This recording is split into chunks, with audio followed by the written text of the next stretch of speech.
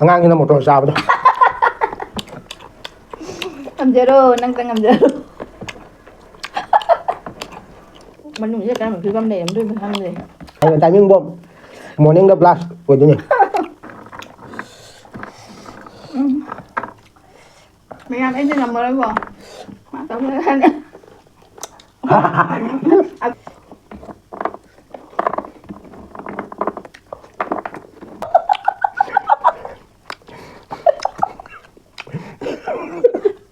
ꯑꯣꯏꯃ ꯕꯥꯕꯨ ꯑꯩꯈꯣꯏꯕꯨ ꯇꯧꯔꯤ ꯃꯨꯛꯕꯥꯡꯅ ꯅꯠꯇ꯭ꯔ ꯀꯔꯤꯅꯣ ꯇꯧꯔꯤ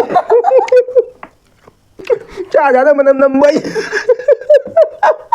ꯃꯨꯛꯕꯥꯡꯒ ꯅꯨꯡꯉꯥꯏꯗꯣꯏꯔ ꯁꯥꯏꯔ ꯁꯥꯏꯔꯒ ꯑꯗꯨꯝ ꯃꯅꯝ ꯅꯝꯁꯤꯜꯂꯛꯄꯩ ꯋꯥꯅꯤ ꯌꯣꯡꯆꯥꯛ ꯅꯪꯅꯅꯦ ꯄꯤꯖꯕꯗ ꯊꯋꯥꯏ ꯇꯥꯍꯟꯕꯗꯅꯦ ꯉꯁꯤ ꯁꯤꯒꯤ ꯐꯤꯕꯝꯁꯦ ꯑꯣꯏꯔꯕꯅꯤꯀꯣ ꯍꯦ ꯃꯨꯛꯕꯥꯡ ꯀꯞꯇꯣꯏꯔ ꯅꯣꯛꯇꯣꯏꯔ ꯒ꯭ꯌꯥꯟ ꯃꯦꯟ ꯇꯥꯗ꯭ꯔꯦ ꯆꯍꯤ ꯆꯨꯞꯄꯒꯤꯅꯦ ꯑꯣꯏ ꯍꯩꯊꯔꯒꯁꯦ ꯌꯣꯡꯆꯥꯛ ꯑꯣꯏꯅ ꯇꯥꯔꯦꯗꯅ ꯍꯣꯁꯄꯤꯇꯥꯜꯗꯩ ꯑꯣꯏ ꯍꯩꯊꯔꯒ ꯑꯁꯤ ꯄꯨꯝꯅꯃꯛ ꯆꯥꯔꯒꯦ ꯉꯁꯤꯗꯤ ꯋꯥꯎ ꯃꯌꯥꯝ ꯑꯁꯤ ꯄꯨꯝꯅꯃꯛ ꯆꯥꯔꯒꯦ ꯉꯁꯤ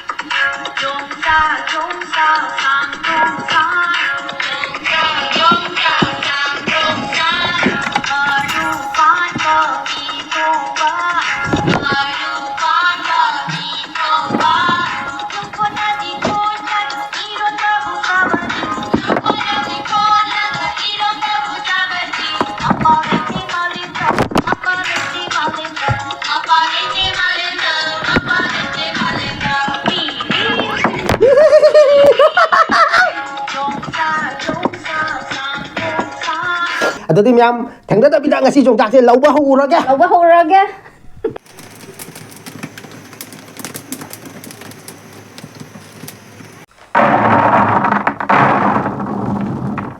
ꯑꯩꯒꯤ 500 ꯂꯩꯖꯔꯦ ꯑꯁꯣꯝꯗ ꯃꯥꯒꯤꯁꯨ 500 ꯂꯩꯖꯔꯦ ꯑꯁꯤꯅꯤ ꯃꯌꯥꯝ ꯆꯦꯂꯦꯟꯖ ꯇꯧꯗꯣꯏꯁꯦꯀꯣ ꯆꯦꯂꯦꯟꯖ ꯇꯧꯕꯤꯔꯣ ꯍꯥꯏꯕꯗꯣ ꯉꯁꯤꯗꯤ ꯆꯦꯂꯦꯟꯖ ꯇꯧꯔꯒꯦ ꯉꯁꯤꯗꯤ ꯑꯗꯨꯝ ꯇꯦꯕꯜꯗ ꯑꯗꯨꯝ ꯍꯩꯔꯦꯀꯣ ꯃꯌꯥꯝ ꯑꯍꯥꯟꯕꯩ ꯆꯥꯛꯈꯨꯝꯁꯦ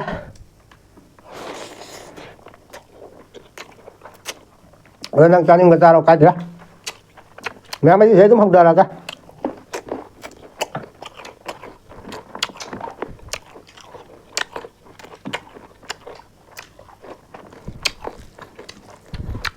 ꯍꯥꯎꯋꯦ ꯑꯃꯦꯠꯄꯤꯁꯤꯒ ꯌꯥꯏ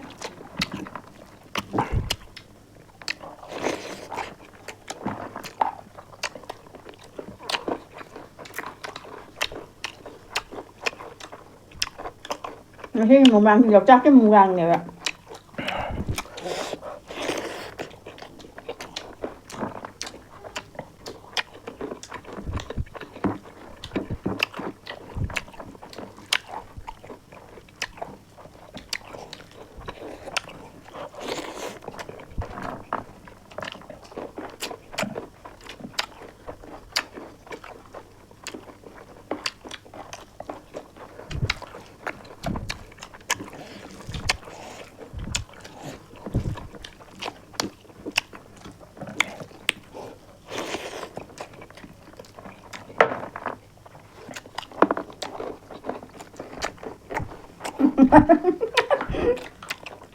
ꯌꯣꯡꯆꯥꯛꯁꯦ ꯆꯥꯔ ꯍꯥꯏ ꯅꯣꯡꯅꯕ ꯑꯩꯈꯣꯏꯅꯤ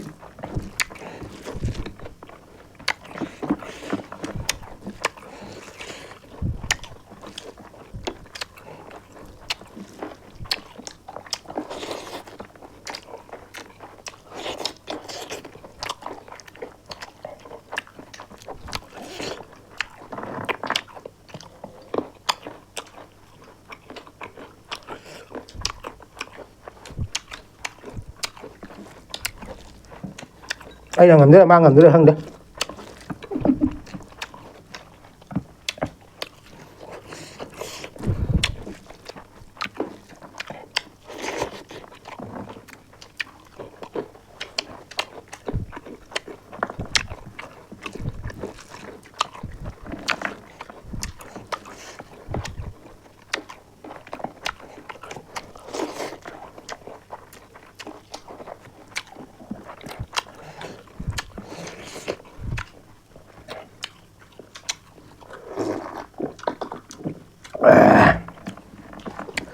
ꯐꯖꯅꯤ ꯅꯣꯡꯉꯥꯜꯂꯛꯄꯗꯗꯤꯕꯣ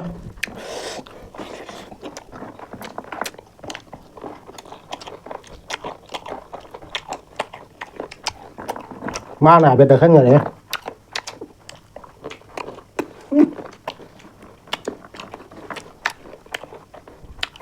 ꯅꯪꯅꯗꯤ ꯉꯝꯃꯜꯂꯣꯏ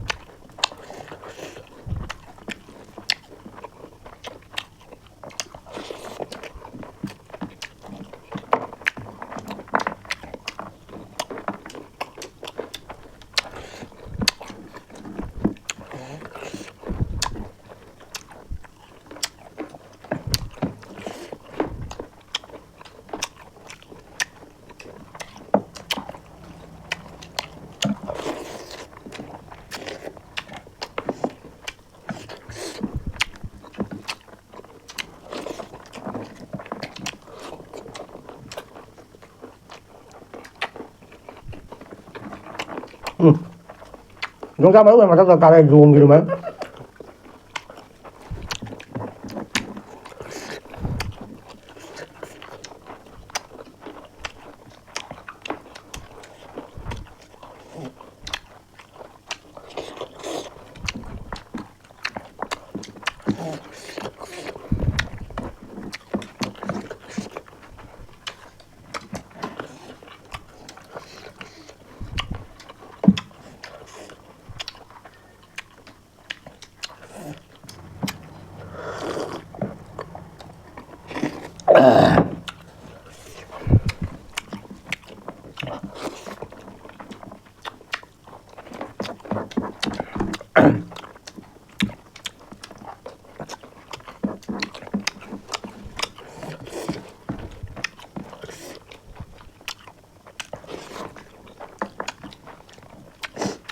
Yongchak trong Nga kìa, manga ta hùa rồi, sam là bên mà thâu đài. Oh my god.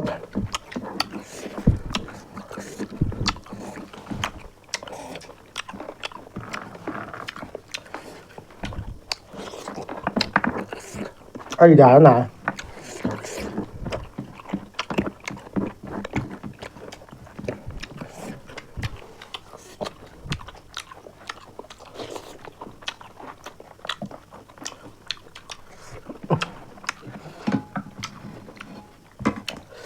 Mẹ làm chắc thì khá là lâu kìa. Đây thì thabak suba mini na sak giao được đấy.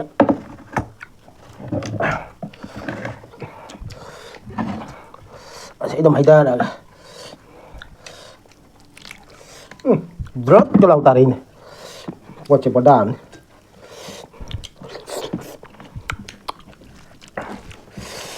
Chắc cái khá là chắc kìa. Mà ta là đấy. Cái gì qua ngang lạc thế quá. Ấy đi khăn là bên này cơ. Cái đi punishment này đó, đang dùng khăn dầu quá.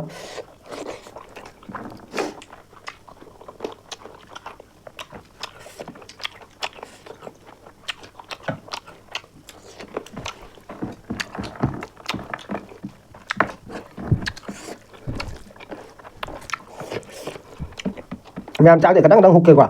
Dùng trắng nó khá là dăm hụt kìa.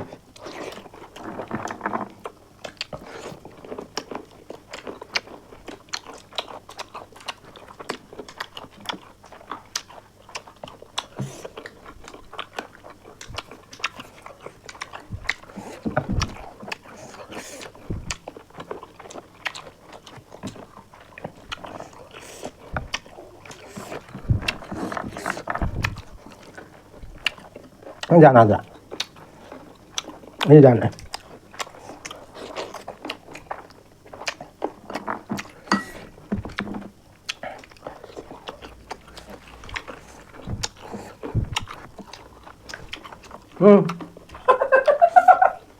Hấp rất là căng.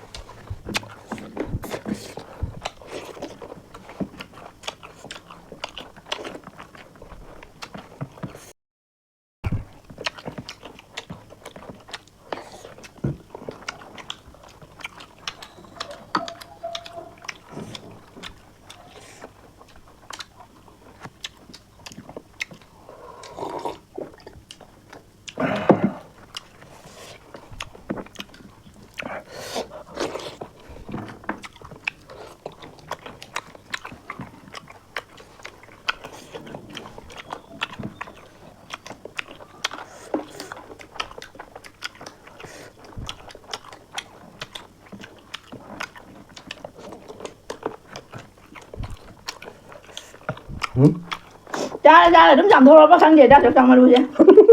Nãy nghe đi cha bây giờ mới ra được. Ngã sĩ thì kinh rồi nhá. Mấy chỉ cần đúng giảm thôi, có tổng thôi cũng đánh đầu gì nhỉ.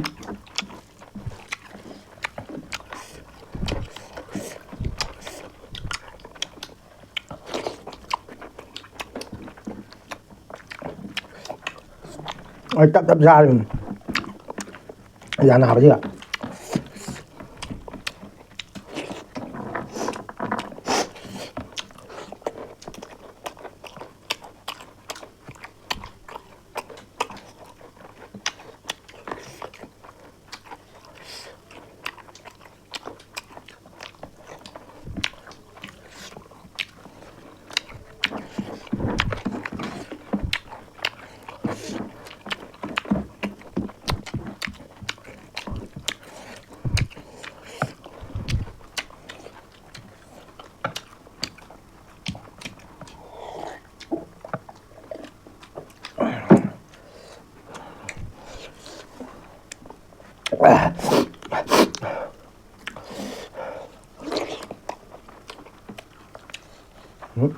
Masih dia.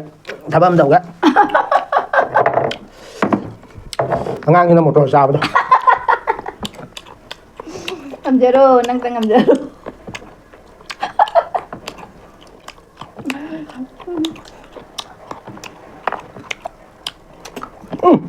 Em mà thái được cút lọc cho người này. Anh giảm nó nghe vào đọc khá thì mình mua vậy nè.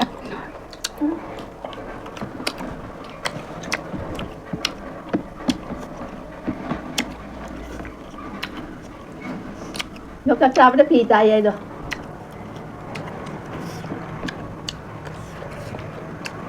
Còn đi đây cái đọc chọc con khi rồi này.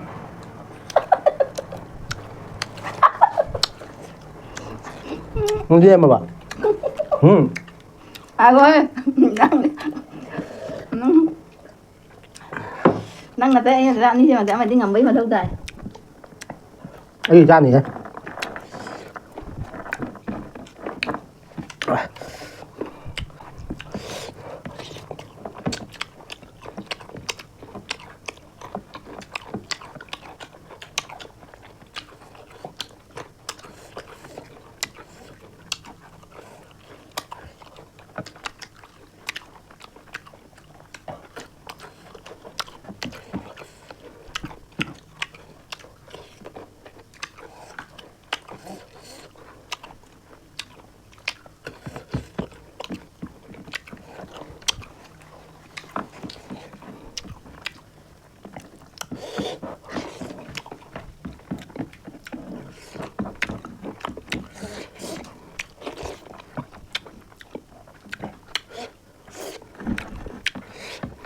À đó rồi.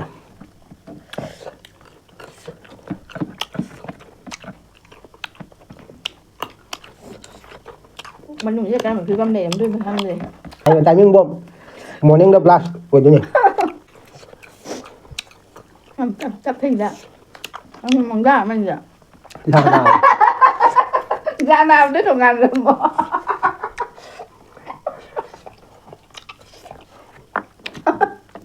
Mẹ xuống ngọc quá là rồi. Ấy nô chú thì nhà chị em một vàng đấu rồi, bây giờ chú làm nô chú thì ấy. Ay, saan yun? Saan yun? Ấy sát chị ấy ra cái này ạ. Ay, saan yun?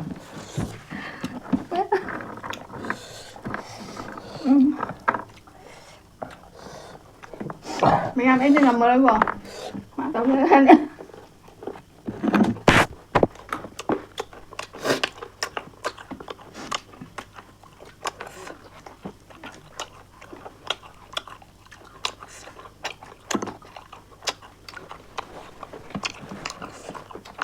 Làm gì ra đâm này?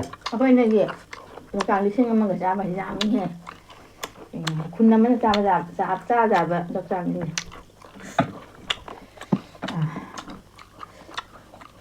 Đó, xong rồi.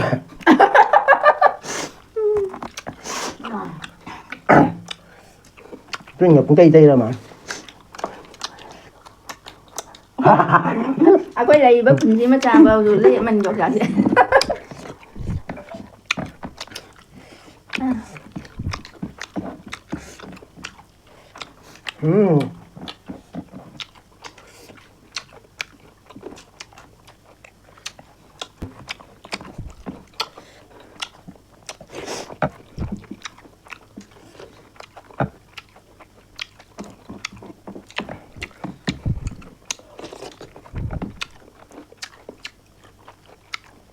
ra trong đó hành ngân ta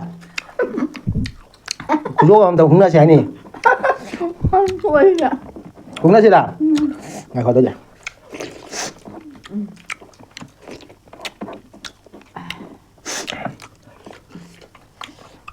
아이 그거 이런 거난 삭히자 이제 더워 이 생각.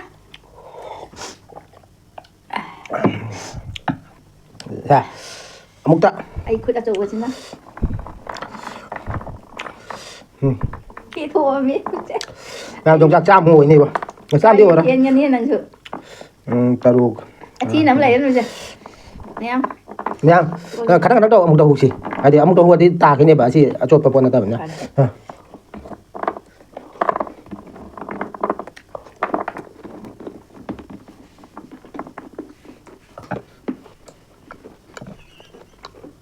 rồi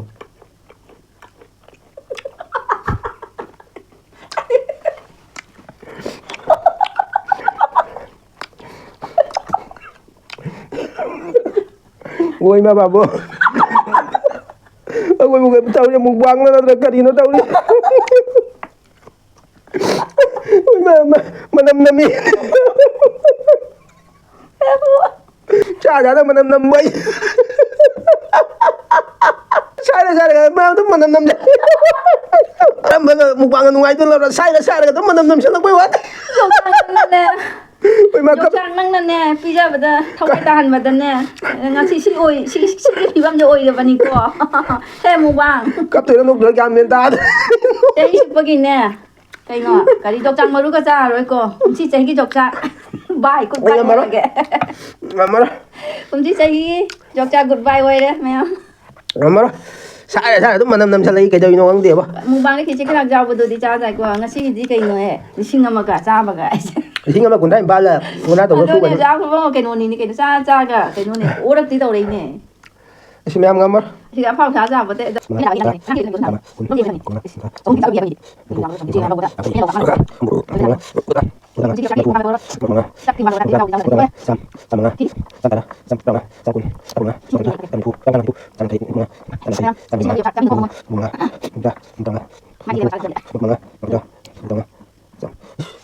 Ara le me bo. Nungkak trong ada. trong ngon đấy ai gì chị thì Thi ở cái năng rồi thì khá là giảm mình năng rồi anh là cái rằng này chân đi ra cái một câu đầu anh cha rồi cái gì nữa nè cái cha mình cái trong chạc thì phải kia xa bây giờ mình làm xóa stop sai được rõ lo mình làm bài thuộc của trong chạc tổ trong chạc tổ này ạ tức là sẽ tạo ra kháng điện xa là xa không quên bấm dọc chân này có chơi đấy anh làm chi vào buôn đi nè khát tắc cái đầu đấy đúng chẳng hay là tôi không làm đấy tôi mèo ra tôi mèo ấy emตั้ง soạn mày nát xong rồi kìa ra đây làm sao xuống đây sao xuống ngâm đây lấy sạp bột hay rồi sáng quan này ngâm đây tôi mèo sao xuống rồi mà thằng next video tao muốn phong là xin mèo bye bye